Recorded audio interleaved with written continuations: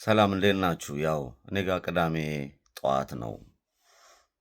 ትንሽ ቀደም ብዬ ነው የተነሳሁት በስራ ጉዳይ ስለምነሳ በቃ ለምዷል ሰዓቱንና እረፍት ነኝ ዛሬ ቢሆንም ቀደም ብዬ ነው የተነሳሁት። ተነስቼ ትላንትና በተለይ አማራ ክልል ላይ ቢቢሲ በሰራው ዜና በርከት ያሉ ሴት እህቶቻችን የሁላችንም በዓለም ላይ አክቲቪስት ነን፣ ጨዋ ነን፣ የቤተ ክርስቲያን አማኝ ነን፣ ተማሪ ነን፣ አስተማሪ ነን፣ ሀብታም ነን፣ ሊቅ ነን፣ ድሃ ነን፣ ጤነኛ ነን፣ እብድ ነን የምንሉን በሙሉ አቆም አድርገን እንድናስብ የሚያደርገንን ዜና ካነበብኩ ጀምሮ ያው ምክንያት ስላለ ልናገር ብዬ ነው። የተለያዩ አክቲቪስቶች ጋም የተለያዩ የሴቶች ጉዳይ ይመለከተናል የሚሉት ጋም ገብቻ ያለው ይሄ ፖለቲካ አይደለም። እውነት ለመናገር ሃይማኖተኛውም ይመለከተዋል፣ ባለሀብቱም ይመለከተዋል፣ ሁሉም የሚመለከተው የሰው ልጅ ሰው ነኝ ለሰው አስባለሁ የሚል በሙሉ የሚመለከተው ጉዳይ ስለሆነ ነው ዛሬ ላወራ የተነሳሁት። ምን አየው መሰላችሁ ሶሻል ሚዲያ ላይ ሰው ሼር አረገኝ እንደ ሀቢባ የምትባል ላልተወለደ ልጅ ልመና የወጣች በሆዷ ላለ ልጅ እንግዲህ ልመና ያወጣችና ይህን ሲያስተባብሩ የነበሩ ሰዎችን ሶሻል ሚዲያ ላይ አየኋቸው። ሀቢባ አንድ እንደዚሁ አጀንዳ ነው ያመጣው። ሙባረክ የሚባል ሁለት ሚስቶች አሉት። እነዛ ሚስቶቹ ተጣልተው የእርቅ ምናምን ፕሮግራም ተብሎ 40 ምናምን ሺህ ሰው ተቀምጧል። ይሄንን አይቼ ተገርሜ ዞር ስል ሌሎች ደግሞ እንደዚሁ የኢትዮጵያ ጉዳይ ያገባናል ይመለከተናል የሚሉ በርከት ያሉ ሴቶች ይሄ ጌም ሲጫወቱ ምናምን አየሁኝ። ሌላ ደግሞ በአማራ ትግል ውስጥ እጅግ በጣም ዋጋ ከፍለናል፣ የአማራ ትግል እኛ ካልመራ ነው የሚሉ ሰዎች ልክ እንደ ፍርድ ቤት የሆነ ጉዳይ የሆነ ልጅ ተቸገርኩ ወይም ደግሞ ገንዘቤ ተበልቷል የሚል አጀንዳ ይዘው ቁጭ ብለዋል። በአጠቃላይ ምን ልል መሰላችሁ? የህዝቡ መቀመጥ ሶሻል ሚዲያ ላይ ያሉ ሴቶች በየትኛውም አቅጣጫ ሀገር ቤት ያለውን ችግር በጽሞና ለማየት ጊዜ ወሰድኩኝ። እውነት ራሴን አመመኝ። ሳውዝ አፍሪካ ላይ ድምፅ የሚያስፈልጋቸው የእኛ ወገኖቻችን መከራቸውን እያዩ እንዳሉ በቂ ነው። በቃ ያንን ሁሉ ተመለከትኩኝ፣ ዙሪያ ጥምጥሙን አየሁኝ።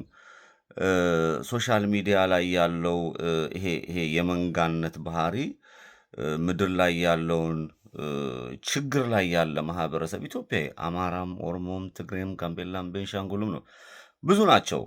የትጥቅ ትግል እየተደረገ ነው። በአዲስ አበባነት እንደራጃለን የሚል ኃይልም ተነስቷል። የፖለቲካ ትኩሳቱ እንዳለ ነው። የምርጫ ጉዳይ የሚባል ነገር ይሄ የጨበሬ ተመስካር ምርጫም ተብሎ በጣም በሩጫ ላይ ነው ያለው ስርዓቱ።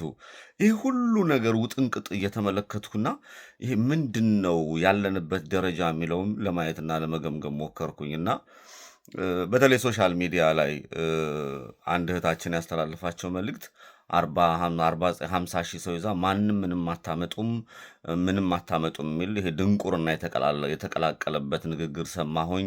ስለ ሀገራችን ይመለከቱናል፣ እናወዳለን ሀገራችን የሚሉት አክቲቪስት ነን የሚሉ ከሀገር ቤት እስከ ውጭ ድረስ ያሉት ጌም ቁጭ ብለው አንድ አበባ ምናምን ሲሉ ተመለከትኩኝ። ምናምን እኔ ቅናት አይደለም ምንም አይደለም። ምን ላይ ነው ያለነው ነው። በተለይ አረብ ሀገር ያሉ እህቶች እና አክቲቪስት ነን የሚሉ በተለያየ ዓለም የሃይማኖት አባቶች አማራ ክልል ላይ በአንድ ጥናት ቢያንስ 4% ጥናት ተደርጎ ከፍተኛ ቁጥር ከ16 ዓመት በላይ ያሉ ሴቶች መደፈራቸውን ዓለም ጉድ እያለበት ነው። ዓለም ጉድ እያለበት ነው። በቃ ዓለም ጉድ እያለበት ነው። የአማራ ክልል ማለት ነው። ዓለም በጣም ጉድ እያለ ነው በሱ ጉዳይ። እንደውም ዜናው እጅግ በጣም እውነተኛ ከመሆኑ የተነሳ ያንን ዜና ለሰራው ለቢቢሲ ከፍተኛ የሆነ ድጋፍ ተደርጎለታል።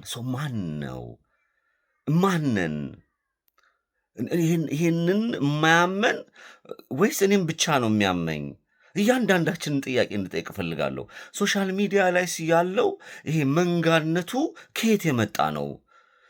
የህዝቡስ ችግርና መከራስ ሳውዝ አፍሪካ ላይ ያለው፣ አማራ ክልል ላይ ያለው ጦርነት፣ ኦሮሚያ ላይ ያለው፣ አዲስ አበባ ላይ ጭራሽ ዛሬ አዲስ አበባ ከተማ ላይ አንድን ወጣት በአራት ጥይት ፖሊስ ጣቢያ በር ላይ ተገሏል።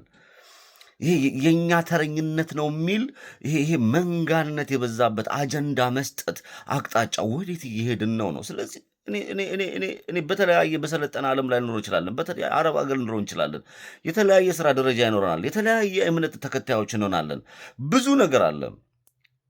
ጠፍቶብናል። በቃ መብርሃንን ጠፍቶብናል። የምንሄድበት የምንረግጠው የምናረገውን አተናል።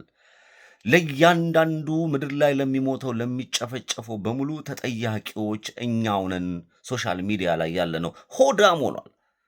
አግበስባሽ አይመርጥ ልመና አደባባይ ላይ ወጥተው ከአዲስ አበባ ሶሻል ሚዲያ ላይ ወጥተው ቁጭ ብለው አንድ አበባ ሁለት አበባ ሲሉ የሚውሉትንም ተመልክቻለሁ። እና እኔ እየተራቀቅኩ ምናምን አይደለም። እኔ አይ ዶንት ኬር። በቃ አበባ መስዬ በሬን ዘግቼ መኖር እችላለሁ። ግን የመኖር ትርጉሙ ለሌሎች ሰዎች ምክንያታዊ መዳን ስትሆን ነው። በህይወት በምድር ላይ ባለህበት ሰዓት ለዝነዛ አደጋ ለደረሰባቸው ለሚሞቱ፣ ትንፋሽ ላጠሩ፣ እስር ቤት ለሚንገላቱ፣ በዛ ውስጥ ላሉ ሰዎች በሙሉ መድረስ የምትችልበትን መንገድ ስታደርግ ነው። ሰው ማለት እሱ ማለት ነው። በቃ ልመና ላይ ከወጣ መብላት ሰርተ መብላት የማችል ከሆነ ሰርተ ከበላ የሌሎቹንም ግፍ ለሌሎቹ እድል መንገድ ካልዘጋ ያ ትልቅ ስራ ነው። ውበታቸውን አሳምረው ጭንቅላታቸው ባዶ፣ ዳሌያቸውን አስፍተው የሐሳብ ስፋት የላቸውም። በርከት ያሉ ወሮበላነትና ወንበዴነት ሶሻል ሚዲያ ላይ አለ። የአጀንዳዎቹ ሳውዲ አረቢያ ላይ አንዲት ሀና የምትባል ልጅ ተያዘች ተባለ። ከዛ በኋላ የሆነ ቦታ ላይ የሆነ ነገር መጣ። የአጀንዳዎቹ እየተደራረቡ ሶሻል ሚዲያ ላይ ትርጉም ያለው ስራ መስራት ሳንችል፣ ለወገኖቻችን ድምፅ መሆን ሳንችል፣ ወገኖቻችንን ሳንደርስላቸው መከራቸውና ስቃያቸውን እያበዛን ያለ ነው።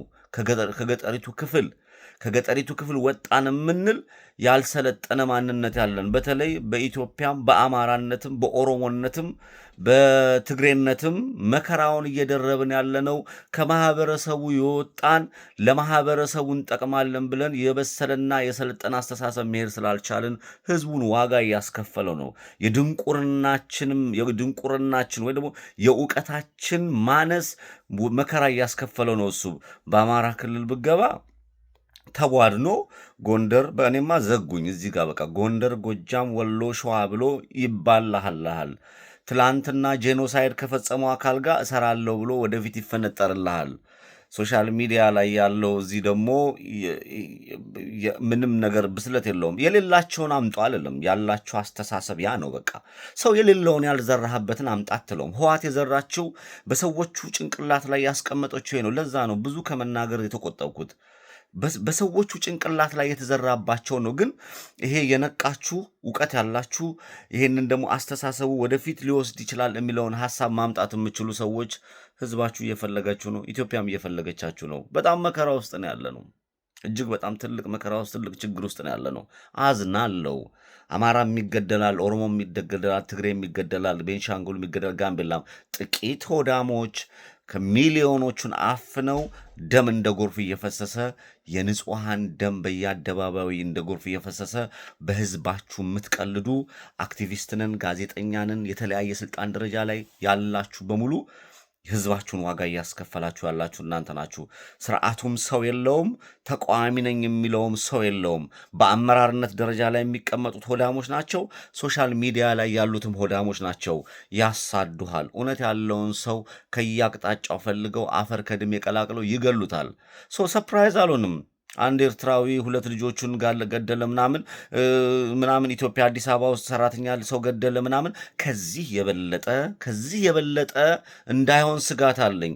ምንም ነገር ቢሆን ከዚህ በኋላ ግን የሚፈጠሩ ነገሮች ለእኔ ለህሊና ነግሬዋለሁ። በቃ ሰፕራይዝ አለቅሳለሁ፣ እንደ ሰው ልጅ አዝናለሁ። በሚፈጠረው ነገር ማድረግ የምችለውን አደርጋለሁ። ከዛ ውጭ ግን አሳዛኝ አንገብጋቢ የህዝባችንን መከራ የምትጨምሩ አክቲቪስትንን የተለያየ ቦታ ላይ ሆናችሁ አንደበታችሁን የምትለቁ ሰዎች ስርዓት ብትይዙ መልካም ነው። በህዝባችሁ በኢትዮጵያ በተለይ በአማራ ፖለቲካ ውስጥ ያላችሁ አትቀልዱ። አዲስ አበባ የአዲስ አበባ ህዝብ ይደራጅ። ሁሉም ሰው በራሱ ተደራጅቶ የተደራጀ ሀሳብ ይዞ ወደፊት መምጣት አለበት የሚል ነገር አለኝ። ያሳዘነኝ ይሄ ስለሆነ ነው። አመሰግናለሁ።